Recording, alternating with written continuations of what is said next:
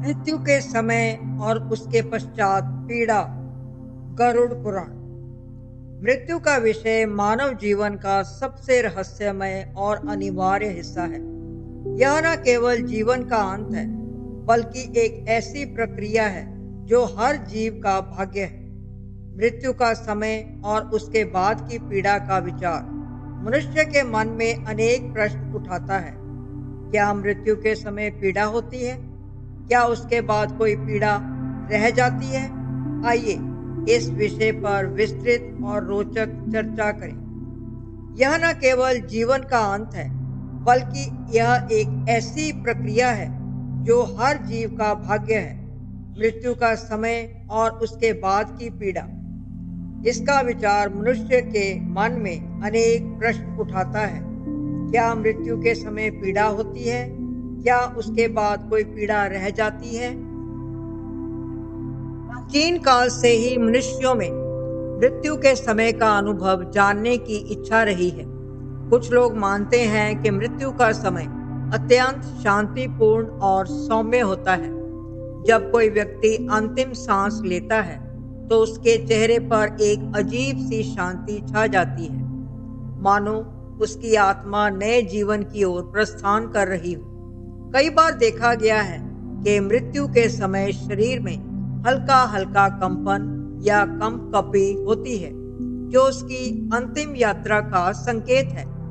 गरुड़ पुराण के अनुसार मृत्यु के कुछ दिन पहले सपने में पूर्वज नजर आने लगते हैं। मृत्यु का समय अत्यंत रहस्यमय और अनिश्चित है।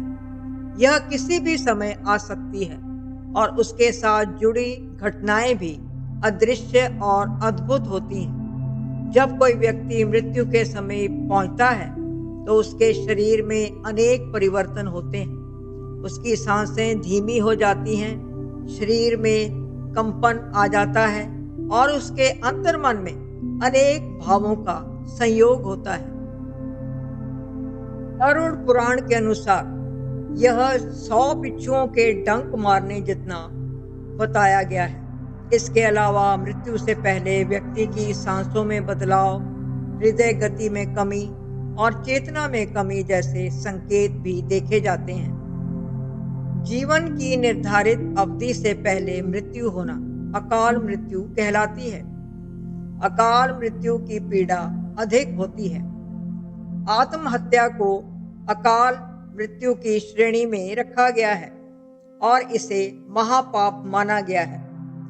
आत्मा अपने पूर्व कर्मों के अनुसार शरीर छोड़कर दूसरी यात्रा शुरू करती है।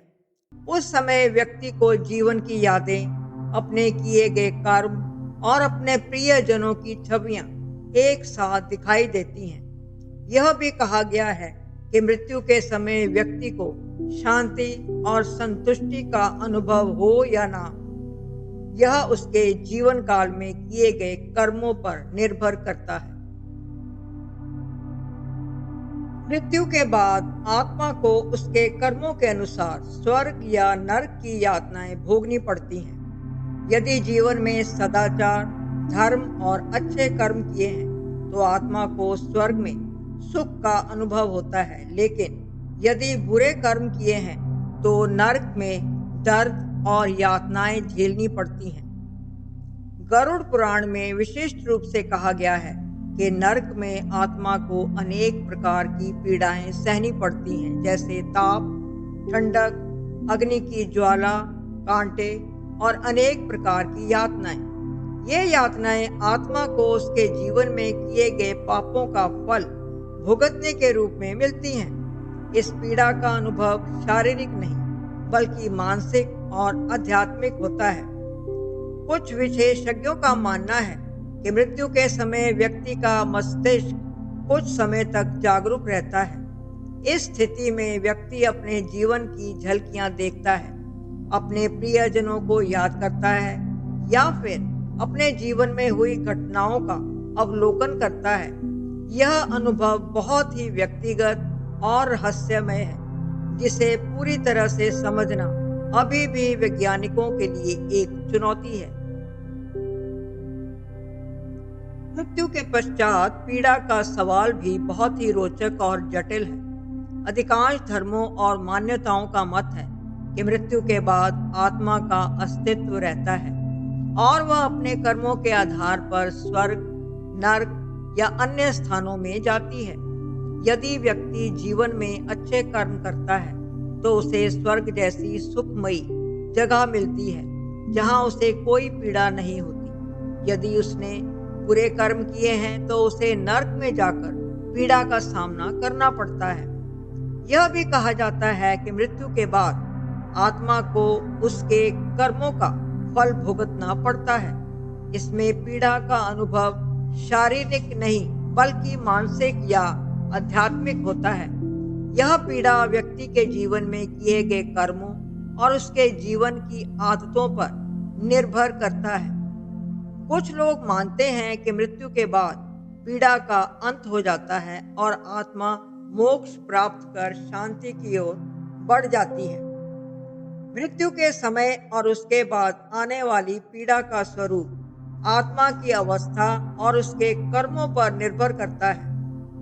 यदि व्यक्ति जीवन में धर्म और सदाचार का पालन करता रहा तो उसकी मृत्यु के समय भी उसका मन शांत होता है और उसे पीड़ा कम होती है। और यदि जीवन में पाप और अधर्म का वर्चस्व रहा तो मृत्यु के समय उसे अनेक प्रकार की पीड़ाएं सहन करनी पड़ती हैं।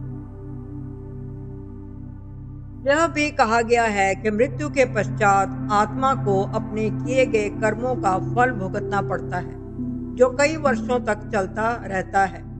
इस पीड़ा में न केवल शरीर का दर्द होता है बल्कि आत्मा को उसके कर्मों का पछतावा और दुख भी झेलना पड़ता है।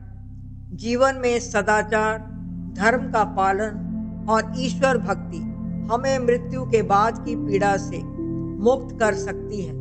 यदि हम अपने जीवन में सत्य, प्रेम और दया का व्रत लें तो मृत्यु के समय हमारे मन में शांति और संतुष्टि होगी।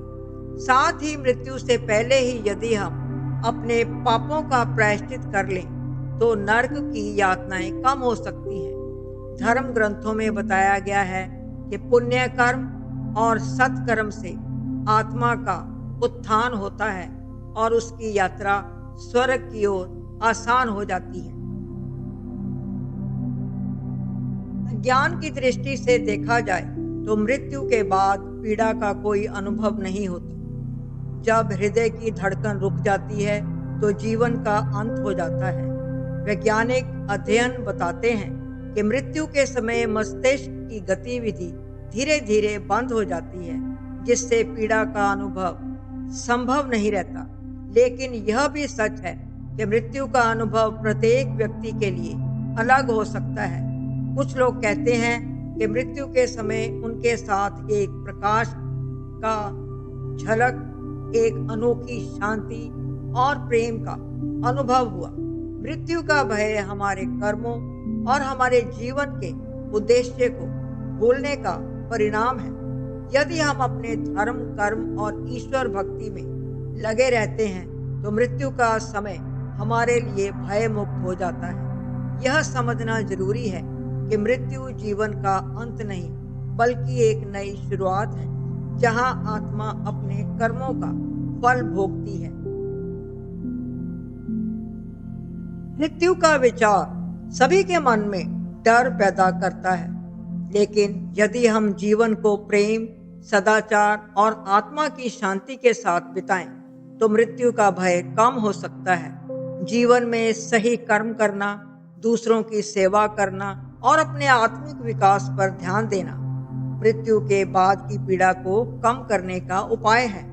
हमें यह समझना चाहिए कि मृत्यु एक परम सत्य है जो सभी को एक न एक दिन अवश्य ही आनी है। इसलिए जीवन को सदाचार, प्रेम और साहस के साथ जीना चाहिए। मृत्यु के समय और पश्चात पीड़ा का विषय हमारे जीवन का अहम हिस्सा है। यह हमें जीवन की वास्तविकता का अनुभव कराता है और आत्मा की शांति की दिशा में प्रेरित करता है। हमें इस बात को समझना चाहिए कि मृत्यु का भय नहीं बल्कि जीवन को सद्गुणों और प्रेम से भर देना ही सबसे बड़ा धर्म है। जीवन का अंतिम पल चाहे जैसा भी हो, यदि हमने अच्छे कर्म किए हैं तो हमें पीड़ा से मुक्ति मिल सकती है। इस सोच के समय हमें अपने जीवन को सार्थक बनाने का प्रयास करना चाहिए। ध्यान रखें, मृत्यु जीवन का अंत नहीं, बल्कि नई यात्रा का प्रारंभ है। इस ज्ञान को अपने हृदय में स्थायी रूप से बसाकर हम जीवन को और भी मूल्यवान बना सकते हैं। मृत्यु से डरना नहीं चाहिए, बल्कि उसे जीवन का एक स्वाभाविक हिस्सा मानकर अपने कर्मों को सुधारें और ईश्वर की भक्ति में लगे रहें। इससे हम उस अनंत यात्रा के लिए तैयार हो सकते हैं जो जीवन के बाद शुरू होती है। मृत्यु का भय ना रखते हुए हम अपने जीवन को सार्थक बनाएं, क्योंकि आखिर में मृत्यु तो एक सत्य है और उसे स्वाभाविक प्रक्रिया मानकर ही जीवन को पूर्णता से जिया जा सकता है। आत्मा अमर है और उसके कर्म ही उसकी अंतिम यात्रा तय करते हैं। अंत में यही कहा जा सकता है कि मृत्यु का भय मिटाएं, कर्म सुधारें और अपने जीवन को धर्म और प्रेम से भर दें। तभी हम इस जीवन और मृत्यु दोनों को सुखद और सार्थक बना सकते हैं। आइए इस ज्ञान को अपने जीवन में अपनाएं और मृत्यु के भय से मुक्त होकर विश्वसनीयता और शांति के साथ जीवन बिताएं। धन्यवाद। आपका दिन शुभ हो।